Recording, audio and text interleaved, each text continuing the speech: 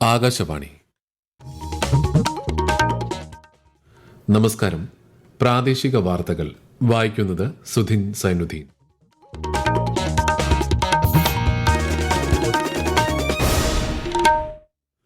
പ്രധാന വാർത്തകൾ. ശാസ്ത്രീയമായ ജീവിത രീതി അനിവാര്യതയാണെന്നും ശാസ്ത്രത്തെ നിത്യജീവിതത്തിൽ നിന്നും വേർതിരിക്കാനാവില്ലെന്നും ഗവർണർ രാജേന്ദ്ര വിശ്വനാഥ് ആർലേക്കർ. 32ാമത് സ്വദേശി ശാസ്ത്ര കോൺഗ്രസിന് ഗവർണർ കാസർഗോഡ് തുടക്കം കുറിച്ചു. കാലാവസ്ഥാ മുന്നറിയിപ്പിനെ തുടർന്ന് കഴിഞ്ഞ മെയ് മാസം തൊഴിൽ നഷ്ടം നേരിട്ട മത്സ്യത്തൊഴിലാളികൾക്ക് നഷ്ടപരിഹാരം അനുവദിക്കാൻ സംസ്ഥാന മന്ത്രിസഭാ തീരുമാനം.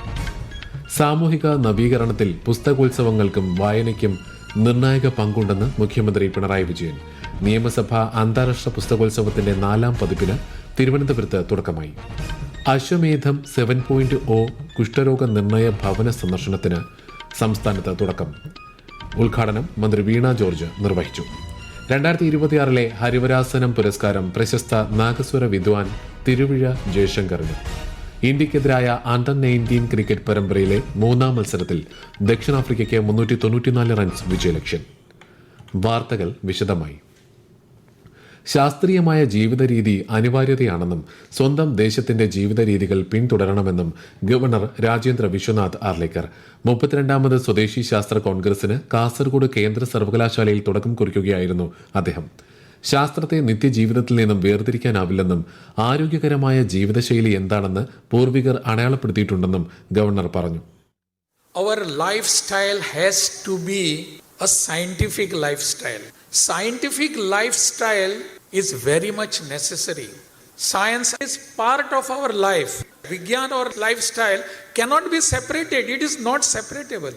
This is what has been taught to us for all these ages, all these years. This is what we have been taught. Periya ക്യാമ്പസിൽ നടന്ന ചടങ്ങിൽ വൈസ് ചാൻസലർ സിദ്ദു പി അൽകൂർ അധ്യക്ഷത വഹിച്ചു.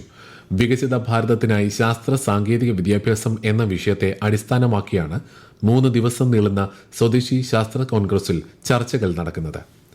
പത്തനംതിട്ട ജില്ലയിൽ 2023 മുതൽ പ്രകൃതി ദുരന്തത്തിൽ വീടുകൾക്ക് പൂർണ്ണമായോ ഭാഗികമായോ നാശനഷ്ടം സംഭവിച്ച 143 ദുരിതബാധിതർക്കായി 58,40,500 രൂപ മുഖ്യമന്ത്രിയുടെ ദുരിതാശ്വാസ നിധിയിൽ നിന്ന് പത്തനംതിട്ട ജില്ലാ കളക്ടർക്ക് അനുവദിക്കാൻ സംസ്ഥാന മന്ത്രിസഭാ യോഗം തീരുമാനിച്ചു.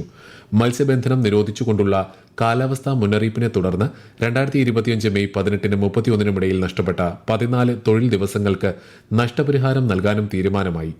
1,72,000-ത്തിലധികം മത്സ്യത്തൊഴിലാളികൾക്കും അനുബന്ധ കുടുംബങ്ങൾക്കും വിതരണം ചെയ്യുന്നതിനായി മുഖ്യമന്ത്രിയുടെ ദുരിതാശ്വാസ നിധിയിൽ നിന്ന് 48 കോടി രൂപ അനുവദിക്കും. സപ്ലൈകോ വഴി സംഭരിക്കുന്ന നെല്ലിന്റെ സംഭരണ വില കിലോഗ്രാമിന് 30 രൂപയായി ഉയർത്തിയ ഉത്തരവിന് 2025 ഒക്ടോബർ 20 മുതൽ മുൻകാല പ്രാബല്യം നൽകാനും അനുമതിയായി.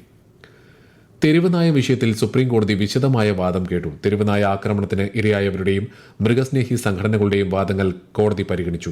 വിദ്യാഭ്യാസ സ്ഥാപനങ്ങൾ, ആശുപത്രികൾ, ബസ് സ്റ്റാൻഡ്, റെയിൽവേ സ്റ്റേഷൻ തുടങ്ങിയ പൊതു ഇടങ്ങളിൽ നിന്നും തെരുവുനായകളെ അടിയന്തരമായി നീക്കം ചെയ്യണമെന്ന് നവംബറിൽ പരമോന്നത കോടതി ഉത്തരവിട്ടിരുന്നു.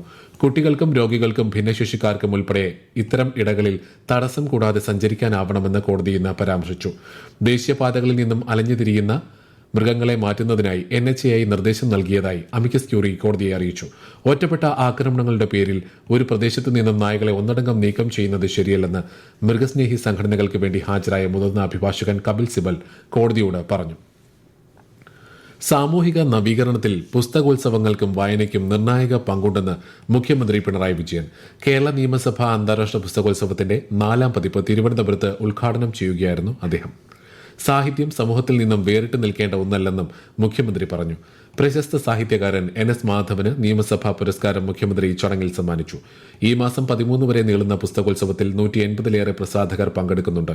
പുസ്തക പ്രകാശനങ്ങൾ, പുസ്തക ചർച്ചകൾ, സംവാദങ്ങൾ, എഴുത്തുകാരുമായുള്ള അഭിമുഖങ്ങൾ തുടങ്ങിയവ 6 വേദികളിലായി നടക്കും. വൈകുന്നേരങ്ങളിൽ മെഗാ ഷോ, തെയ്യം, കളരിപ്പയറ്റ് തുടങ്ങിയവയും പുസ്തകോത്സവത്തിന്റെ ഭാഗമായി അരങ്ങേറും. കേരള നിയമസഭാ രാജ്യാന്തര പുസ്തകോത്സവത്തിൽ പബ്ലിക്കേഷൻസ് ഡിവിഷന്റെ പുസ്തകങ്ങൾക്ക് വൻ വിലക്കുറവ്. 10 മുതൽ 90% വരെ വിലക്കുറവിലാണ് പുസ്തകങ്ങൾ ലഭ്യമാക്കുന്നത്. യോജന, കുരുക്ഷേത്ര, എംപ്ലോയ്മെന്റ് ന്യൂസ് തുടങ്ങിയ മാസികകൾക്ക് വരിക്കാരാകുന്നതിനും അവസരമുണ്ട്. കൃത്യമായ ചികിത്സയിലൂടെ കുഷ്ഠരോഗം പൂർണ്ണമായും ഭേദമാക്കാനാകുമെന്ന് ആരോഗ്യമന്ത്രി വീണ ജോർജ്. 1 വർഷത്തെ ചികിത്സയിലൂടെ രോഗം പൂർണ്ണമായും ഭേദമാക്കാനാവുന്നതാണെന്നും സർക്കാർ ആരോഗ്യ കേന്ദ്രങ്ങളിൽ ചികിത്സ പൂർണ്ണമായും സൗജന്യമാണെന്നും മന്ത്രി പറഞ്ഞു. തിരുവനന്തപുരം കോട്ടൺ ഹിൽ സ്കൂളിൽ അശ്വമേധം 7.0 കുഷ്ഠരോഗ നിർണയ ഭവന സന്ദർശനത്തിന്റെ സംസ്ഥാനതല ഉദ്ഘാടനം നിർവഹിക്കുകയായിരുന്നു മന്ത്രി. 2024-25 കാലയളവിൽ സംസ്ഥാനത്ത് 368 ആളുകളിൽ പുതുതായി കുഷ്ഠരോഗം കണ്ടെത്തിയിട്ടുണ്ട്. നിലവിൽ 521 രോഗികൾ ചികിത്സയിലുണ്ട്. സമൂഹത്തിൽ ആരെങ്കിലും രോഗലക്ഷണങ്ങൾ ഉണ്ടെങ്കിൽ ആരംഭത്തിലെ കണ്ടെത്തി ചികിത്സ ലഭ്യമാക്കുക എന്നതാണ് പരിപാടിയുടെ ലക്ഷ്യമെന്നും മന്ത്രി വ്യക്തമാക്കി. ഈ വാർത്തകൾ ആകാശവാണിയിൽ നിന്ന്. ആകാശവാണി വാർത്തകളും വാർത്താ അധിഷ്ഠിത പരിപാടികളും all India radio news Thiruvananthapuram YouTube ചാനലിലും @all India radio news Thiruvananthapuram Facebook പേജിലും AIR ന്യൂസ് തിരുവനന്തപുരം ഇൻസ്റ്റഗ്രാം അക്കൌണ്ടിലും @AIR ന്യൂസ്_TVM X ഹാൻഡിലും ലഭ്യമാണ്.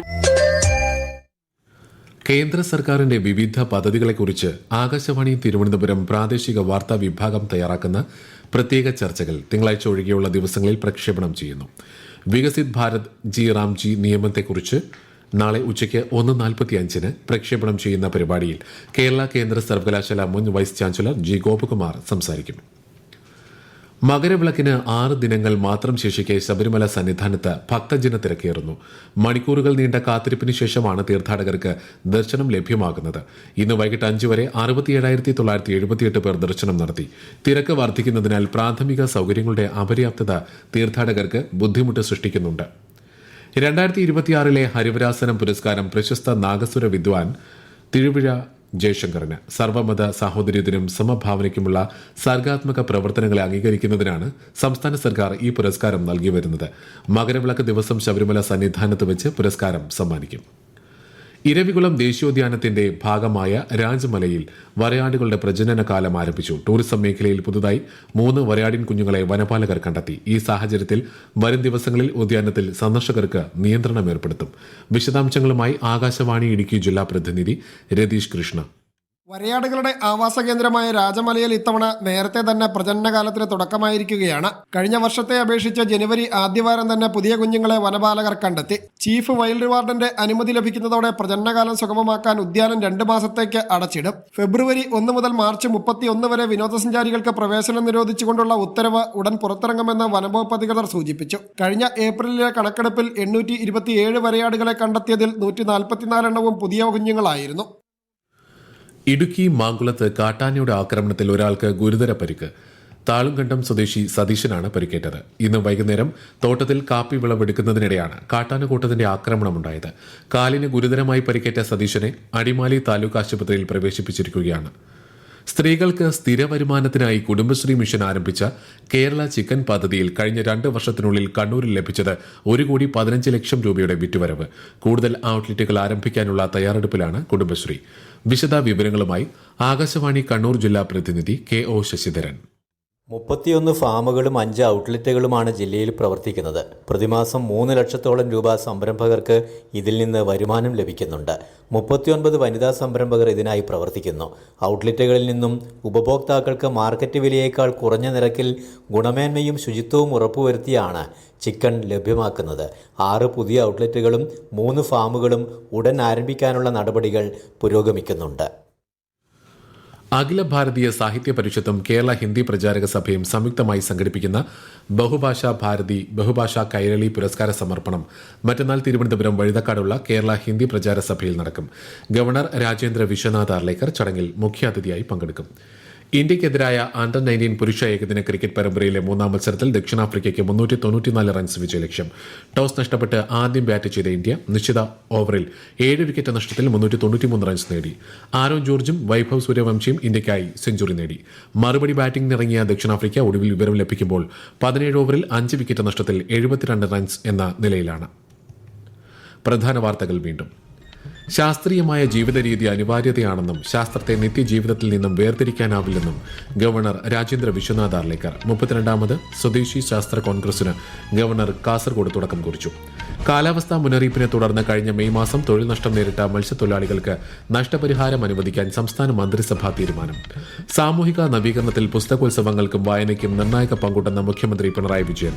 നിയമസഭാ അന്താരാഷ്ട്ര പുസ്തകോത്സവത്തിന്റെ 4ാം പതിപ്പിന് തിരുവനന്തപുരത്ത് തുടക്കമായി. അശ്വമേധം 7.0 കുഷ്ഠരോഗ നിർണയ ഭവന സന്ദർശനത്തിന് സംസ്ഥാനത്ത് തുടക്കം. ഉദ്ഘാടനം മന്ത്രി വീണ ജോർജ് നിർവഹിച്ചു. 2026 ഹരിവരാസനം പുരസ്കാരം പ്രശസ്ത നാഗസ്വര വിദ്വാൻ തിരുവിഴ ജയശങ്കറിന്. ഇന്ത്യക്കെതിരായ അണ്ടർ 19 ക്രിക്കറ്റ് പരമ്പരയിലെ മൂന്നാം മത്സരത്തിൽ ദക്ഷിണാഫ്രിക്കയ്ക്ക് 394 റൺസ് വിജയലക്ഷ്യം. പ്രാദേശിക വാർത്തകൾ കഴിഞ്ഞു. അടുത്ത വാർത്താ പ്രക്ഷേപണം രാത്രി 7:25.